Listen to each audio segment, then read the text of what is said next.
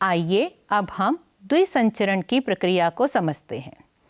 द्विसंचरण अंग्रेजी में double circulation, रक्त अनिवार्य रूप से एक निर्धारित मार्ग से रक्त वाहिनियां, धमनी और शिराओं में बहता है। मूल रूप से प्रत्येक धमनी और शिरा में 3 परतें होती हैं। अंदर की परत शल्की अंतराक्षित ऊतक, अंतःस्तर कंचुक, चिकनी पेशियों एवं लचीले रेशे से युक्त मध्य कंचुक एवं कोलेजन रेशे से युक्त रेशेदार संयोजी ऊतक, बाह्य कंचुक। शिराओं में मध्य कंचुक अपेक्षाकृत पतला होता है। जैसा कि पहले बताया जा चुका है, दाहिने निलय द्वारा पंप किया गया रक्त फुफ्फुसीय ध्वनियों में जाता है, जबकि बाएं निलय से रक्त महाधमनी में जाता है। ऑक्सीजन रहित रक्त फेफड़ों से ऑक्सीजन युक्त होकर फुफ्फुस शिराओं से होता हुआ बाएं आलिंद में आता है। यह संचारण पथ फुफ्फुस संचरण कहलाता है। ऑक्सीजनित रक्त महाधमनी से होता हुआ धमनी, धमनिकाओं तथा केशिकाओं, अंग्रेजी में कैपिलरी से होता हुआ ऊतकों तक जाता है और वहां से ऑक्सीजन रहित होकर शिरा, शिराओं तथा महाशिरा से होता हुआ दाहिने आलिंद में आता है। यह एक क्रमबद्ध परिसंचरण है।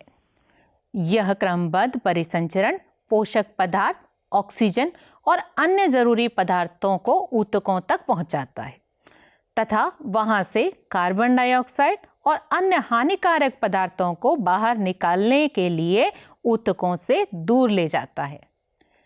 एक अनूठी संवहनी संबद्धता आहार नाल तथा यकृत के बीच उपस्थित होती है, जिसे यकृत निवाहिका परिसंचरण तंत्र, अंग्रेजी में हेपेटिक पोर्टल सिस्टम कहते हैं।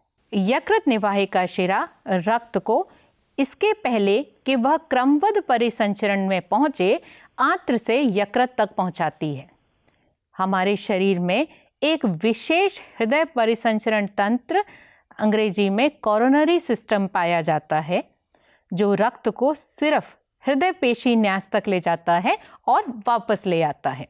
विद्यार्थियों, हृदय की सामान्य क्रियाओं का नियमन अंतरिम होता है, अर्थात विशेष पेशी ऊतक नोडल ऊतक द्वारा स्वनियमित होते हैं। इसलिए हृदय को पेशीजनक, अंग्रेजी में मायोजेनिक कहते हैं। मेडुला ऑब्लिगाटा के विशेष तंत्रिका केंद्र स्वायत्त तंत्रिका के द्वारा हृदय की क्रियाओं को संयमित करता है। अनुकंपीय तंत्रिकाओं से प्राप्त तंत्रीय संकेत हृदय स्पंदन को बढ़ा देते हैं। दूसरी तरफ परानुकंपी तंत्रिका संकेत, जो स्वचालित तंत्रिका केंद्र का हिस्सा हैं, हृदय स्पंदन एवं क्रिया विभव की संवहन गति को कम करते हैं, अतः यह हृदय निकास को कम कर देते हैं। एड्रिनल मेडुला का हार्मोन हृदय निकास को बढ़ा देता है।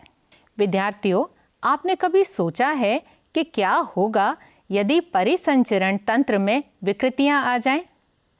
आइए अब हम इस सत्र में परिसंचरण तंत्र की कुछ विकृतियों के बारे में जानते और समझते हैं।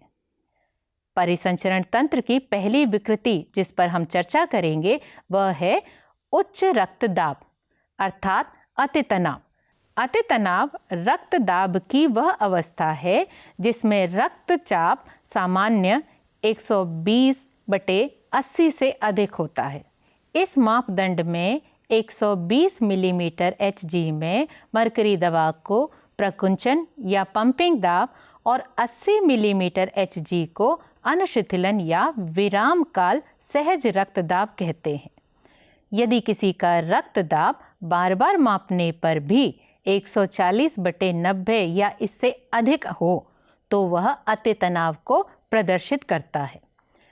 उच्च रक्तदाब हृदय की बीमारियों को जन्म देता है तथा अन्य महत्वपूर्ण अंगों जैसे मस्तिष्क या वृक्क जैसे अंगों को प्रभावित करता है। दूसरी परिसंचरण तंत्र की विकृति जिस पर हम चर्चा करेंगे वह है हृदय धमनी रोग, अंग्रेजी में कार्डियक एथेरोस्क्लेरोसिस, जिसमें हृदय पेशी को रक्त की आपूर्ति करने वाली वाहिनियां प्रभावित होती हैं। यह बीमारी धमनियों के अंदर कैल्शियम, वसा तथा अन्य रेशी ऊतकों के जमा होने से होती है, जिससे धमनी की अवकाशिका संकरी हो जाती है।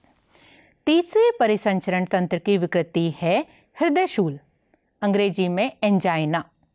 इसको एंजाइना पेक्टोरिस भी कहते हैं। हृदय पेशी में जब पर्याप्त ऑक्सीजन नहीं पहुंचती तब सीने में दर्द, वक्ष पीड़ा होती है, जो एंजाइना हृदयशूल की पहचान है। हृदयशूल स्त्री या पुरुष दोनों में किसी भी उम्र में हो सकता है, लेकिन मध्य अवस्था तथा वृद्धावस्था में यह सामान्यतः होता है। यह अवस्था रक्त बहाव के प्रभावित होने से होती है। और चौथी परिसंचरण तंत्र की विकृति है हृदयपात, अंग्रेजी में हार्ट फेल्योर। हृदयपात वह अवस्था है जिसमें हृदय शरीर के विभिन्न भागों को आवश्यकता अनुसार पर्याप्त आपूर्ति नहीं कर पाता। इसको कभी कभी संकुलित हृदयपात भी कहते हैं, क्योंकि फुसफुस का संकुलन हो जाना भी इस बीमारी का प्रमुख लक्षण है। हृदयपात ठीक हृदयघात की भांति नहीं होता, जहां हृदयघात में हृदय की धड़कन बंद हो जाती है, जबकि हृदयपात में हृदय पेशियों को रक्त आपूर्ति अचानक अपर्याप्त होने के कारण यकायक क्षति पहुंचती है।